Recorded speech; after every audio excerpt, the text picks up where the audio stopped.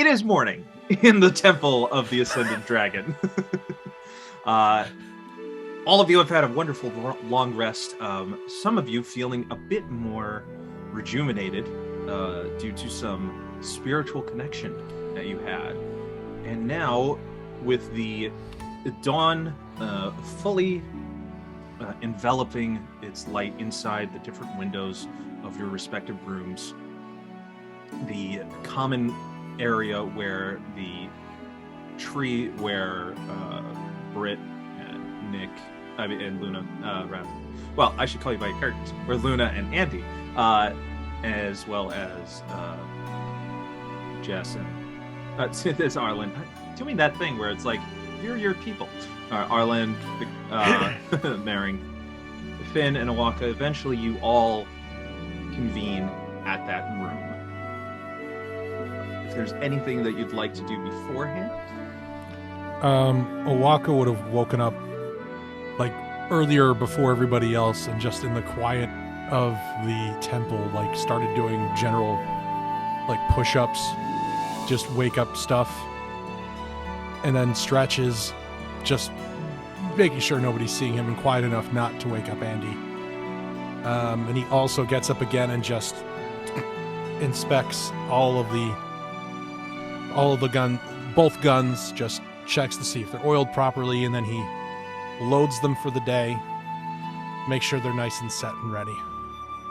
And then he just waits outside for everybody else fully dressed, like leaning up against a wall. Maring, you said you had... Maring is also going to wake up before everyone else to do the same thing. She's going to do her squats rather than... she does a couple push-ups, but more squats. Is there a circular-ish area somewhere in this courtyard where she could run laps as well? There is actually, I will let our resident monk, Luna, let you know. Yeah, there is. It's actually around where Luna was going to be that morning. It's next to the gardens. Past the gardens, there's a bit of it starts off as like a hiking trail, but then it kind of curves and comes back around. So it's definitely a runnable trail. Dope. Maring will definitely get up pretty early, kind of like around 5 o'clock, and do all that. And if she sees Oaxaca doing push-ups outside of his room, she's going to definitely be like, "Hey, morning." Morning. See, push-ups, nice. I was going to do some too. You mind? You mind? You don't mind. You don't mind. And she's going to just kind of place herself, not super close to you, but kind of like head to head, and just just sleep. Slept. That's the important thing. You're right. Sleep's really important. Real important. Oh my God.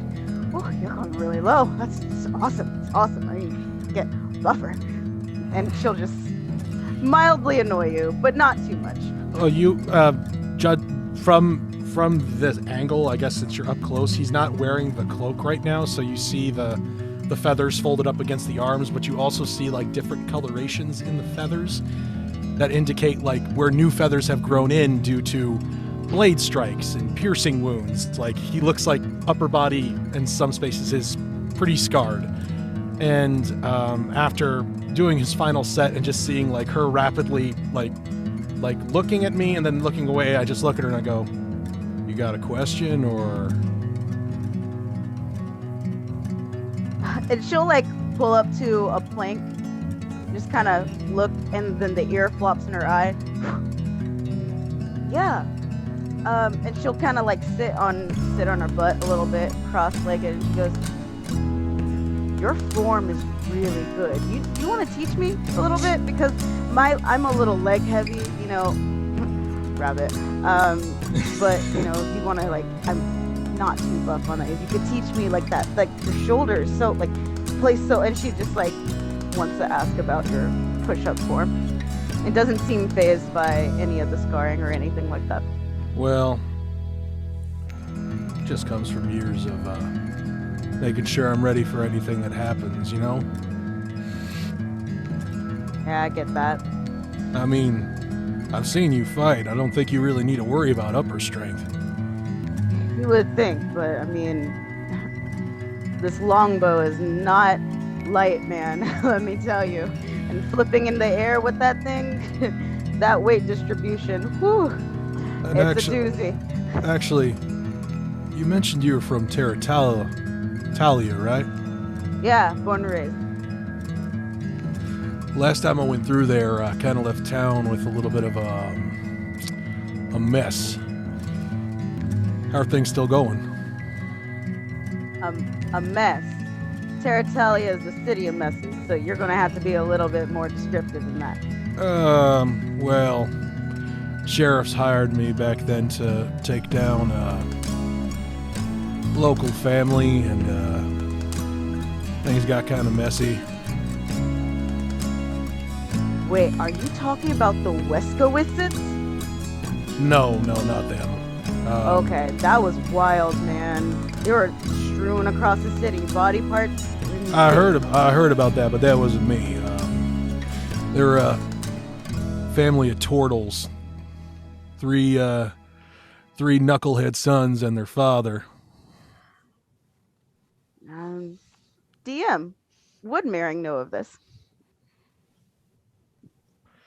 Probably not. Okay, cool.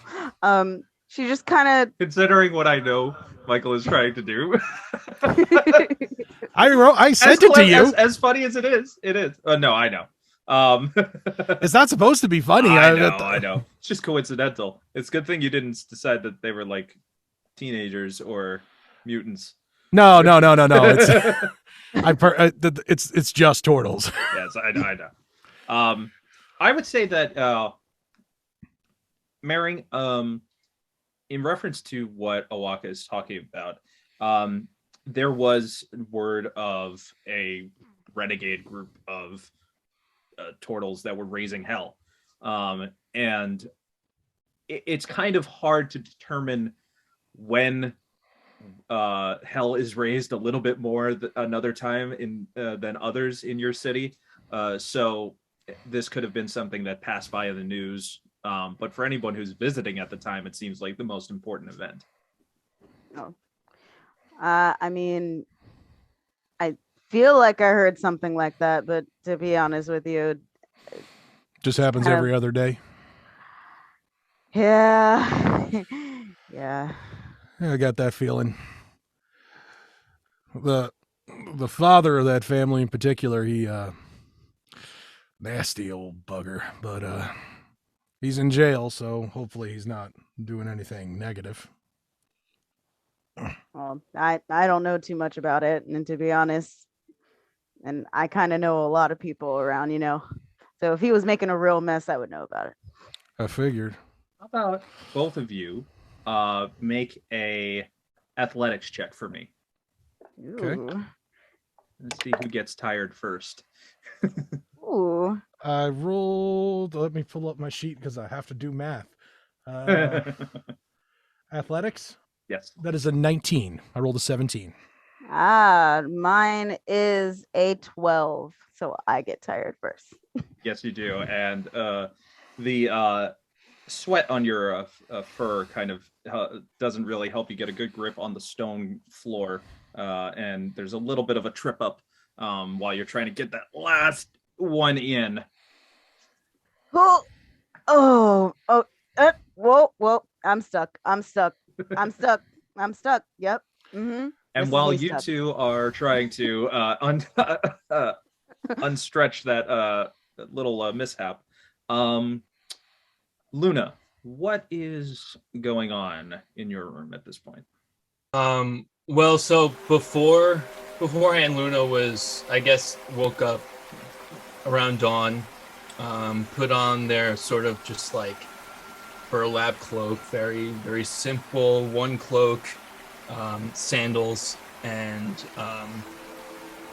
they go out very early and they start to sort of prune around the plants, start weeding a little bit, just really taking in all this healing energy that's still sort of coursing through their body, and was able to help them sleep for the first time in gods know how long. And so they're just sort of kneeling and pruning at this point, and sort of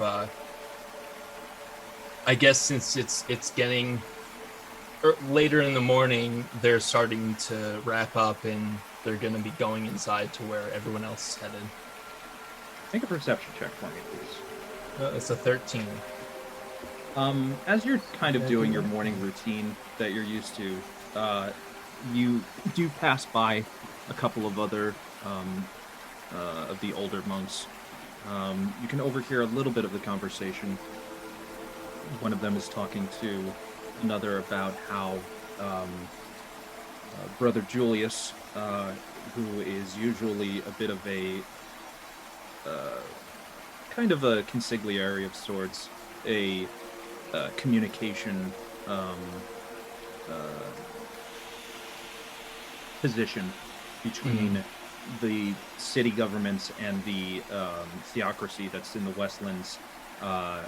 You overhear them talking about how they have not really written back in a few weeks since leaving to speak with Pontifex Magnus of the Church of the Ancients, and a small bit of growing concern, but they do also know that caravans and transports have been a bit backed up in the past month or so because of a bit of a increase in migration from the Westland territories over to the Sylvan Empire.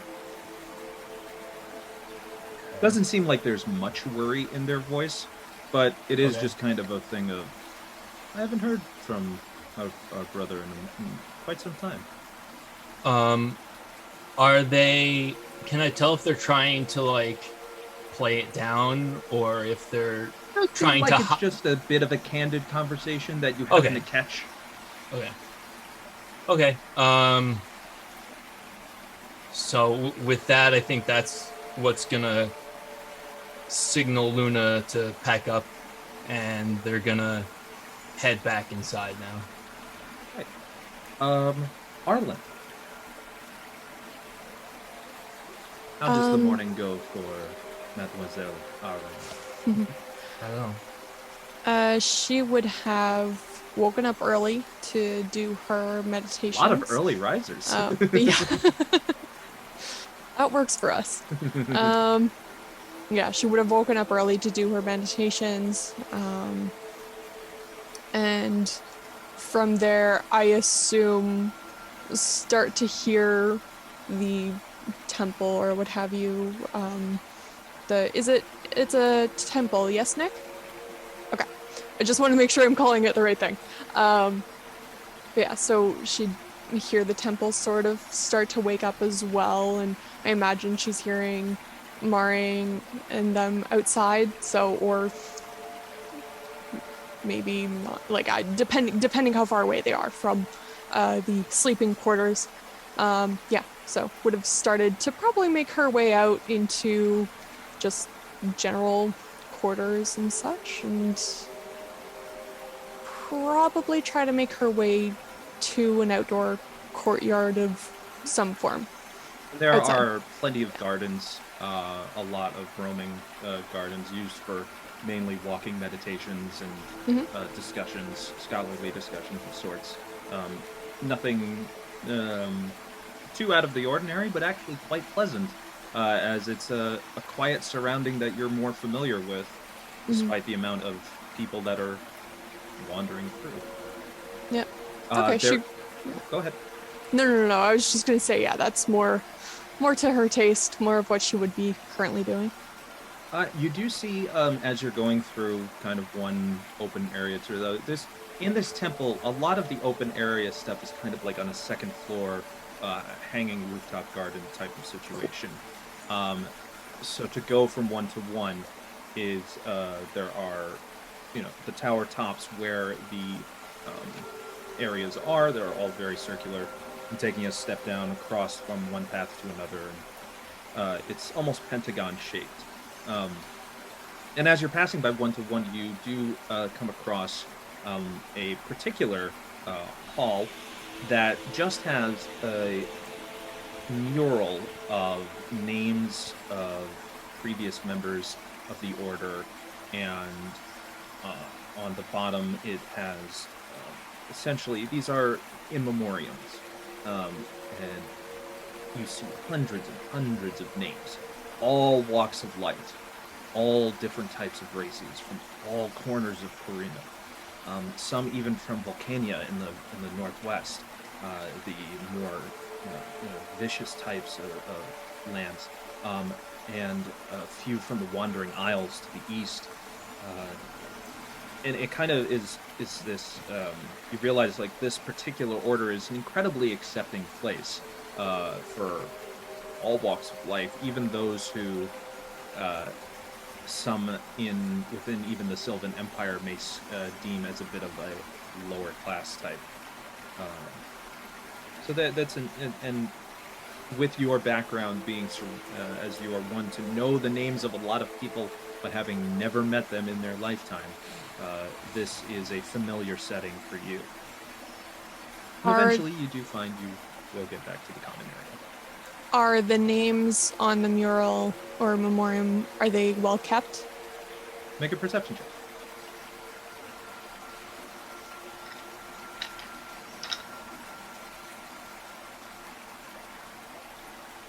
That is 17. Yeah, you do see as you kind of take a close look, they are these small little stone nameplates that are carefully chiseled in common. They're the name of the monk, and then in their native language is their name just below it. Okay, cool. Finn. So I kind of wake up along with the with light streaming in, seeing as how I slept kind of propped up against just underneath a window, looking out at the end of the hall. As I wake up, I glance out the window just to take in at least a little bit of the surroundings overall. Once I feel like I start hearing some noise from the temple behind me, the just active chatter overall, I'll throw back on my full regalia and just make my way back out towards the main foyer area where we first headed in, and kind of just post up right along the door, not entirely feeling 100% comfortable with the surroundings. Being away from the Westlands, he kind of feels like a fish out of water. Even though he's traveled out a number of times, he's not used to being in these larger public areas or temples. Certainly not away from other members of the Hallowed for sure. But it's kind of a calming effect as well. But definitely on edge slightly and not wanting to get too comfortable. I'm going to hang around near the main door of the main foyer.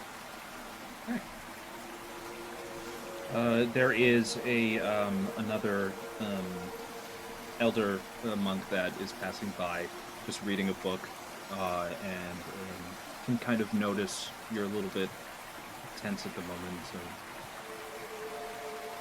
So they are a half-elf. Their hood is down of their normal garb, and just probably. Since half-elves have a relatively human age, just a little bit more extended, they're about like 75, 76, and they see you. Hello, son. Did you sleep well? Just about as well as I always do. You know, when I find myself in a position where the night tends to affect me more than I care, I love to read a good book, to really distract myself. Tell me, have you ever read this one? And he hands you a copy, which is basically it's the Draconomicon, which is a book all about the many history and lores about dragons, both known and possibly ancient and mythical. I have been studying this book for nigh on my whole life, it feels like. And what I have discovered is that as unique creatures as we are, these beings that many have referred to as beasts can hold the most simplistic power within themselves, despite an appearance that others may find either unappealing, unsettling, or perhaps even not to their liking because they know of what they can do. I will tell you this. Within each unique creature that I discover, and that even I have encountered among these many halls, what truly makes the person and can truly help that person be who they want to be is by not denying themselves their truth. Take that for what you will. But I rest easier knowing that my truth is that I know only as much as I'm willing to learn. And I am willing to learn quite a lot nowadays. Well, if there's one thing that I've learned, it's the truth isn't always necessarily what it seems either. That is unfortunately true for most. However, I feel that amongst all of us and amongst the people that I saw you come in with, you'll find that all the truths that we discover are only as truthful by the person who believes it. Some say that I speak too much in riddles. I say life lessons are more fun when you have to unravel the words. Who wants something boring is just the answer. Certainly doesn't make things easy, and usually the people that say that they've got the answer are the ones that you can't trust. Exactly, they're the biggest liars of all. Well, I hope that the rest of the day is quite rewarding to you. And if you'd like to hold on to that, by all means, we have plenty. Just make sure Luna comes back with it. They're kind of forgetful sometimes. Sure, thank you. Very well. They peacefully walk away and just bring their hood up, and you find yourself back at the common room eventually. Andy, how was your night? Well, I stayed up a bit, just kind of thinking, but eventually did fall to sleep. But yeah, I definitely did not rise early. So, yeah, I'm still in bed far after everyone else has woken up, I'm sure. And eventually, the warm light of the room, as the sun rises more, warms you up and wakes you up naturally, and you feel really like it's a comfortable sleep despite it being a very sparse setting. And eventually you find the rest of your party in the common room as well. And in that common area where is the very beautifully golden leaf tree is at the center, you all find yourselves together again. Oh, hello, everybody. Good morning. Oh my Good god. morning, Andy. Why are you up so early? Oh my So god. early. It's before noon. I mean, that is such a wonderful surprise for once. Oh my god, it's that early? Jeez. I mean, 11:30. that's it's only 11:30. It's already 11:30. Make a deception Yeah. check with him.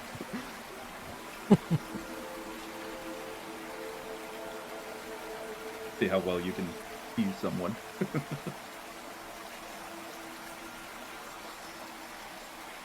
Well, Yeah, I mean, Andy, they've pulled this one on you before. Yeah, I know. What? don't talk to me too much. I haven't had any coffee or tea or anything. So, first stop, coffee stop. I'll take some coffee for sure. Squibbles loves coffee. You just 15. Does he need more caffeine? yes. Okay, Yeah. fair enough. Is it on the way to whatever this thing is? And I pull out the ad for the Wayfinders Guild. There are basically what you all are aware of is today is the actual festival day. This is the day where all the booths will be up, all the activities will be available. There are different areas where senior members of the guild who are called envoys are available for discussions, and they are essentially, this is like a convention. There are panels, there are meetups, there are activities, and there's plenty of stuff for sale. And it is almost citywide. So you have a lot of the ports and the central that lead the areas that lead into the center of the city towards the guild hall available as the festival area. And if anyone would like to do a particular activity, I will let you know what you'll need to roll and where you'll end up. But if you're looking just for some morning food and beverage, the Fish and Flask is actually open for a special morning hour, and you can get some coffee and some breads and breakfast meats. Let's go see Eldon. Yes, that sounds delightful. You see that? Was that his name? Yes, Eldon Eldon. Boggs. Yes. Well, that's what Marin said. Eldon is happy to greet you as people are coming in and out. The young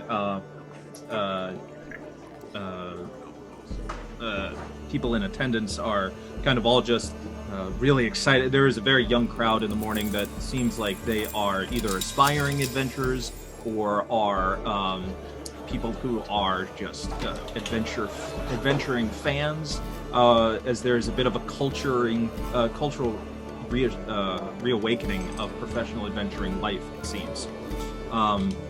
Eldon is in, after he gleefully hands you, gets you some food,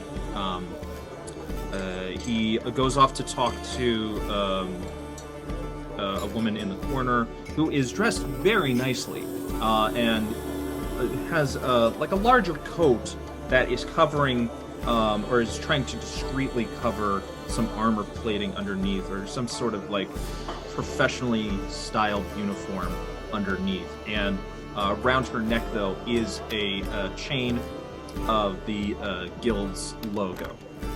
So it seems as though she may be an envoy. Do we all see this? Yeah, it's he doesn't really make it too much of a, discreet thing. He just excuses himself for a moment and then goes off to talk to the guy. Una with like their mouth completely full, going, "This is very good." Oaxaca is just slowly sipping coffee, kind of like at the end of the bar, still eyeing up everyone. Still wondering how we've just met yesterday and we haven't really discussed who we are or what we do, and is just sitting between Andi and Finn as usual. Just Marin is also stuffing her face and going at Luna, and then like chugging some coffee, and also there's like a little saucer, like a dipping sauce saucer of coffee for Squibbles, and he's just like. As he does, you see like his wings almost become like hummingbird speed. See, he needs it. He needs it. Then see. Luna's gonna take a little piece of their toast and like sneak it over the table to Squibbles, like right next to Squibbles' plate. And it just like quickly just dives to the piece of toast and. So, is this the type of thing we were supposed to register for? I just kind of came. Oh, we're just gonna. Okay. I get up and I go over to the envoy and I go, "Hey, you part of this?" And I hold up the ad. Hello, you too. Eldon, do you know? Oh, sorry. Right. This is me mate. Oaxaca. Yeah, I remember you. Can't forget a person like you, huh? Yeah. I apologize. Sorry. This is my sister Joanna. She is one of the envoys. You got a keen eye. Very good. Yes. And Joanna goes, "How can I help you?" So what's the deal with this? Straight to business. I like that. Well, as you know, the guild is opening up its doors for a new chapter. First time in a decade. We are going to basically not only be hosting auditions, as it were. It's such a strange term. But we are allowing vendors to celebrate their wares and allow some of our senior envoys to discuss the days of old. And there's fun activities for families as well, and some feats of skill. But as far as the guild itself, we will be taking a look at those who decide to sign up as a group to participate in a series of trials, which myself and 3 others will be overseeing. And then we will see if you are qualified to join the ranks. Does a bounty hunter registration pose a problem? Not at all. As long as there are no legal background issues that we may have to worry about. If no one is looking for you, you won't have to worry about us. Oh, the law isn't looking for me. It's the other side that normally is. That's one of the benefits, at least then, if you end up being a part of the chapters. Those kind of things get swept under the rug, and then any assistance you need, we can help with that. It's very kind of you to think I need assistance. Like you more. No, if you allow me to be personal, I mean, I'm not really too into the whole official adventuring kind of idea, so I'm kind of curious. I heard you got a gunsmith, a pretty good repute. Looks over at her brother. It's all right. Tends to run his mouth a bit sometimes and brags, but he knows what he's doing. You be at one of these booths? I am sure he'll be around as long as he doesn't, she looks at it again, cause any unnecessary explosions. I look at Eldon. I mean, it was one time, and just, you know, you get a reputation, and all of a sudden the wrong piece of powder cake gets just lost. And no, but you gotta be fucking kidding me. I am not just a pourer of ale and mixer of soon-to-be popular tourist drinks, it seems, but also I am at your service to help you with that weapon of yours. Well, I may have a bit more things than just the 2 weapons I have. I got a book full of sketches you're probably interested in looking at. You love me some designs and plans.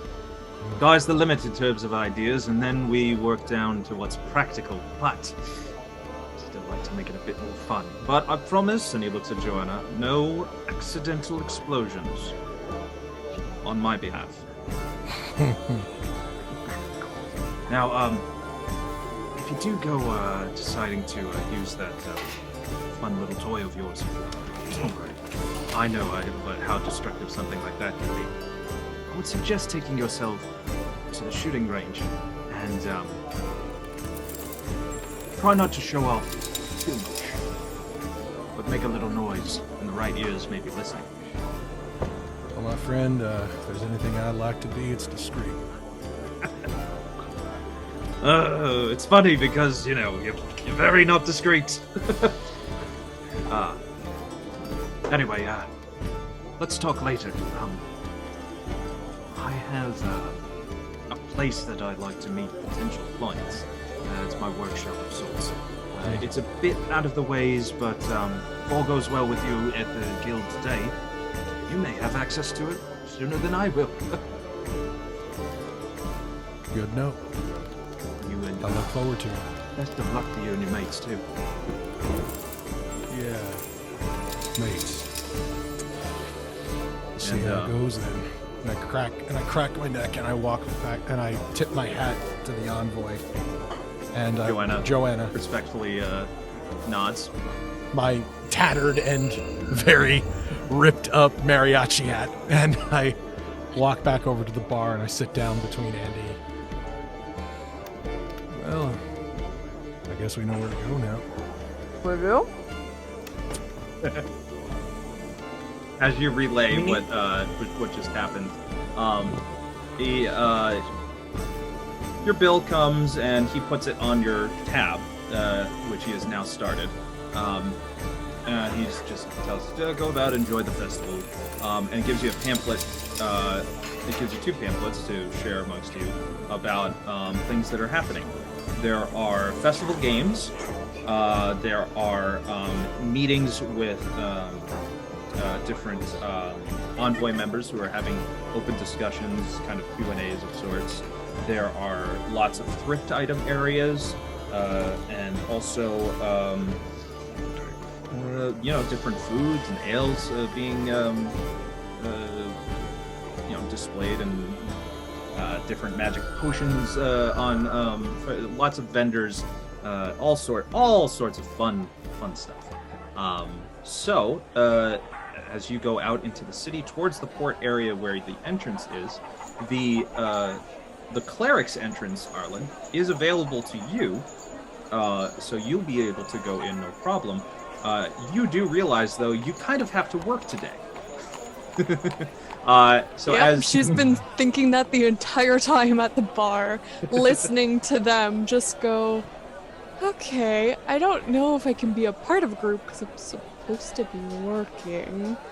So just like having that thought roll around her head. And if I may, before we would have left the tavern, Arlin would have returned the storage key to Eldon that he let her borrow for a room of sorts. Yeah. So, anyway, okay.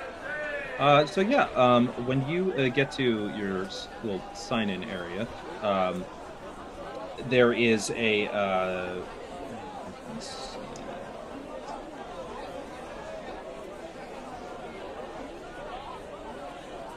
there is a halfling woman who goes by the name of Diamond Hornblower, as she has assisting lead cleric, and she just says, "Hi," and she's looking up. "Oh, hi."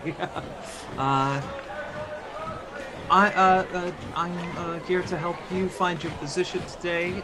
You can just call me Dee Dee.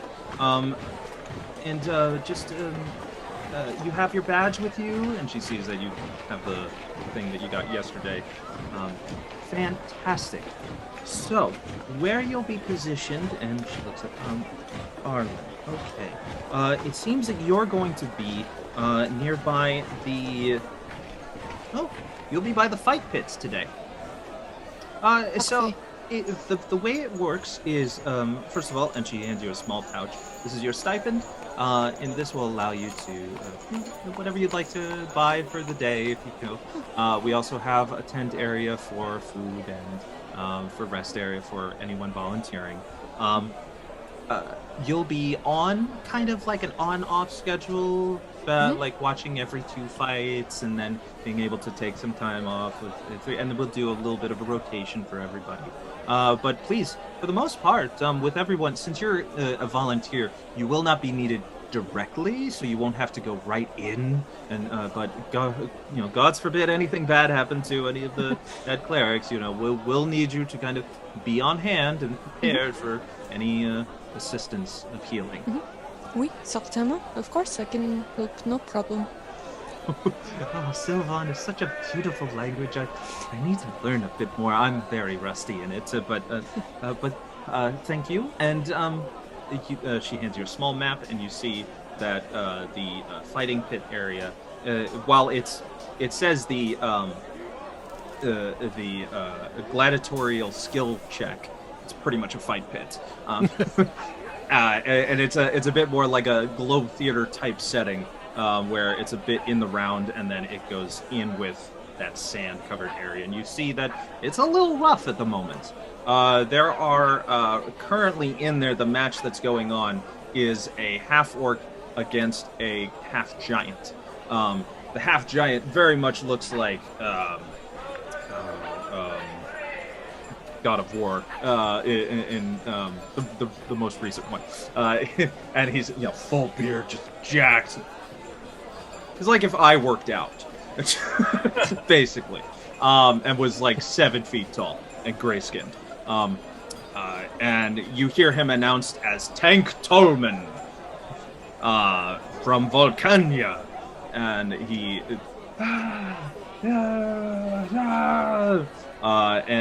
He is the victorious one against a very bruised and beaten up half-orc, who is just kind of getting a polite smattering of applause. And you see, though, on his, he is wearing, just simple breastplate and gladiator-type gear, but carved in it is the symbol that Joanna was wearing, which is a marking of an envoy. So he is kind of doing a bit of a trial himself. And he looks out and addresses all of you who wonder where I find the temerity and the fight. It comes from within. Within all of these muscles. And you see the half orc. He's just being like stretched out. They come over to your station. He's just like.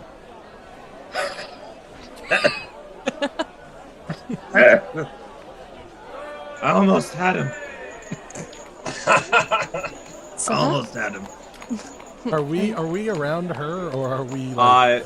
We'll get to you guys in a bit. I think you guys are in a separate entrance, so we would have temporarily parted ways. Small party splitting. He is bruised. He is black-eyed. He's like you see the assistant cleric just pop his dislocated shoulder back in.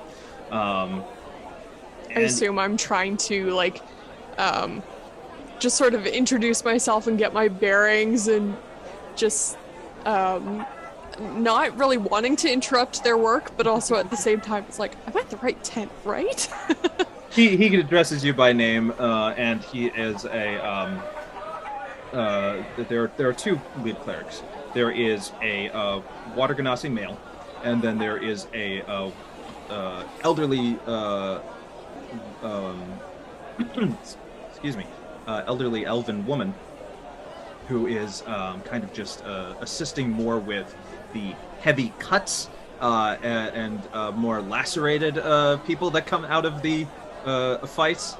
He is just kind of helping with any bruise and patches up, and he barely gives a name. It's just very like, hi, welcome, here's some bandages, and please take care of this. And we're too busy to actually talk right now. Go do something. Anything that looks broken, cantrips welcome.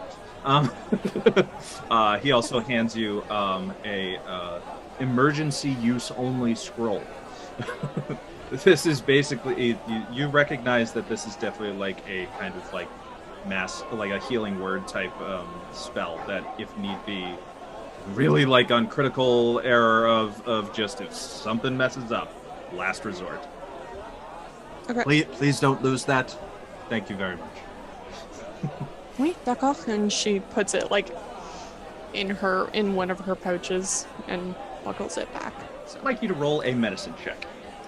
We're gonna see how well you are treating some of the fighters for a couple of rounds. Oh well. But do you want me to roll more than once then? We're gonna do this. It's just see like an overall type of deal.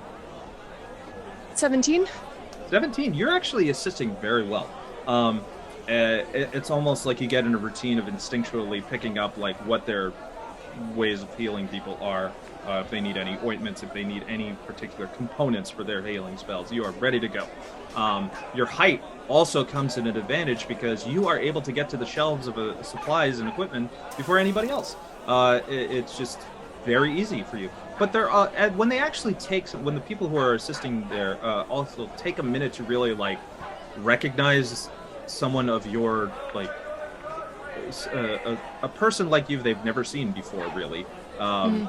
They all take like you do end up like getting fielded a few questions of like, oh, where are you from? It's like, so are you like, and some people mistake you for different races, and you're kind of like politely just concentrating on the work, and right. It's like, I will make small talk with you, but it's sure. Focused. And like 3 fights go by pretty quickly, it seems, and then eventually you are rotated out, and they say to come back about an hour for the next round. In that time, I will likely, if there's nothing else specifically at the tent, I will likely try to go back to the entrance and make sure that these guys were all able to get in. Well, you will find that successfully. Sure. As we go back a little bit in time to the rest of everybody coming in. It's no problem. Your entry is, you actually find that Eldon had kind of signed in your names for you. Mainly just on the first names that he got and the descriptions of what he was looking for. But because he is a bit of a connection to the guild itself, you guys get a little bit of like, yeah, come on in. A little bit more of like let's take you over to this line, as they give you like each a different sewn badge that has a little bit more of like a not quite VIP, but definitely not like a day pass. So you guys have options for me. Again, there's the games and activities. There's the thrift items. Shops, there's the food areas, as well as the different, basically, panels.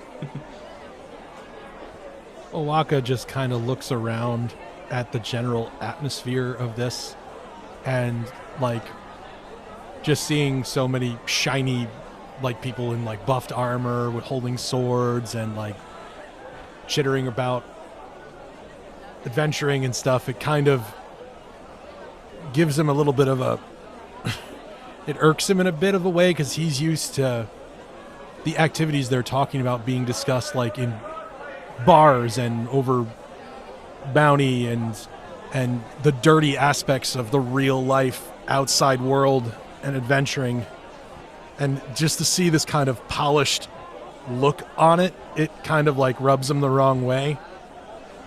But he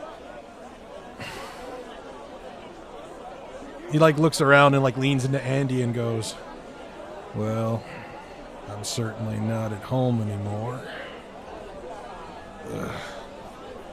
So in direct contrast to that, so now that Andi has had her coffee and is more awake, as she's just looking at all the shining armor and all the people and the hustle and bustle of the city and feeling completely and utterly just comfortable and in her element. And so she looks back at Oaxaca and is like, oh, well, it's not very subtle, is it? Oh, exactly. That is the word I would describe this. This is the exact opposite of subtlety. Yeah, you know what else is the exact opposite of subtlety? Also, you tell me, is me. And so I could be your guide for once. How about that? I just give her a very wiry smile and I go, sure. Well, actually, you know who could actually be our guide? Luna, you're from Mara, yeah? Oh. Yes. Yeah. Yeah, your parents live here, yeah? So, what should we do? Well, everybody else, like, so Luna, their parents live here, right, Luna? Like, yes, they did. I grew up here, yes. Is there some type of like archery competition or game or something like that? As like a fun game? Maybe, or just a competition. Anything I can win, you know. Eldon mentioned like that. Eldon mentioned a shooting range. Festival games. Awesome. That I want to do that. Also, if there's an eating competition, I'm in there like crazy. And she like hooks Finn by the neck, like hops up and hooks Finn.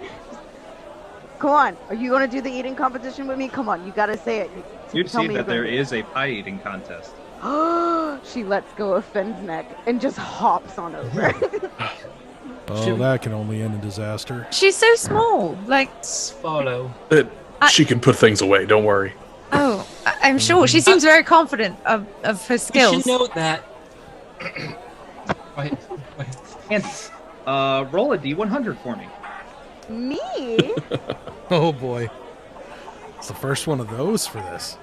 I know. I feel so lucky, or am I? Andy, We'll roll a see. d100 for me. Oh, Andy rolled Yes. D100. Oh, Maring, you okay. already chose one, so I'm gonna get Oh. to. We're going to pie eating good, contest for you. because- All right. Oh. 57. 57. Okay. Is high or low good so- for you? You well, I have a list of fair activities. Oh. So I'll get one of those ready too. you see the different like activities and stuff, and one thing that as you're looking at all the different like games and activities and wheres they're going, one pops up really quickly, and it is a sign for enter the fungeon, and it's like dungeon with fun at the first three All right. letters, really like highlighted in a painted bright colors.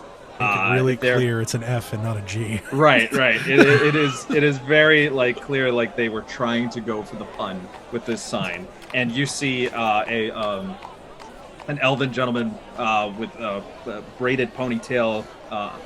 Step right up, everyone. Who wants to join this house of wonders and find some treasures? Make sure they don't get trapped. See all that they can see. Fungeon, folks. It's a fun dungeon. Anyone? Come on, bring the kids. Bring yes! the kids. Right this way, please. That will be 2 copper to enter. You will. We have our wonderful door of mystery entrance here, and then inside you are going to find puzzles and different areas of mystery and maybe some magic in there too. Don't worry, everything is safe. It's all fun. Okay. Does anybody else want to do the fungeon? Yes. It's so fun to say. Yes, it's a Wait, wow. am I? dungeon. I'm Oh, not there, you. right? Thank you, Oh, so wow. many people. You will be. I will be. Okay, You're kind of so I'm like not- before you split off. This is where you see Andy dart off to the fungeon. Oaxaca just stares at her. I mean, look at the colors. Look, the color. It's just so. It I'll looks be so fun. Pretty great. It's pretty fucking great. I'll be sticking with Maring as she had me promise to help her and go to the pie eating contest with her. So, Sorry, Oh. 1 second. Oh, sure. Would it look like a big enough area for Arlin to join, or looks pretty small? it is for it's average height there. You are gonna find that you and probably a lot of other taller races are not gonna have the most. Must be above this height, Yeah. below this height. Right, there are a lot of ironically, there are a lot of like those kinds of signs that are not just height minimum, but Yeah. some height maximum. I've seen those. It sucks. Yeah. It's kind of an oversight for some people. They realize they're like, ugh, okay. Yeah. They're Okay. just like, we're just aiming for the median crowd here. Okay, so she'll remain out of that one. Yeah, so he gladly takes your copper, and I need you to, both of you, first to do a survival roll.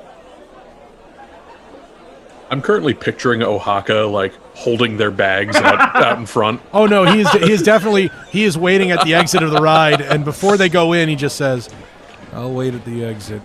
I want to check out the shooting range." Like just matter of factly. Okay, bye. Boring See you boyfriend later. at Six Flags. Bye.